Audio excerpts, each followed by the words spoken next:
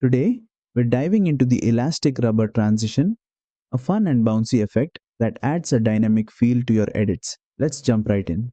First, make sure you have two clips placed back to back on the timeline. Now, head over to the effects library, go to video transitions, and search for elastic rubber. Drag and drop the transition between your clips right away. You'll see the bouncing effect applied, but let's fine tune it to make it look even better.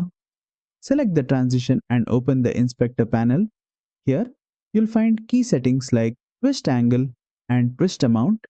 Increasing the twist angle will add more rotation to the transition, while adjusting the twist amount controls the intensity of the bounce. You can increase or decrease the duration of the transition by dragging the transition on the timeline. For a smoother look, tweak these values until you get the perfect elastic motion. You can also extend the transition by dragging its edges on the timeline, making the bounce effect last longer. And that's it. You've successfully created an elastic rubber transition in DaVinci Resolve.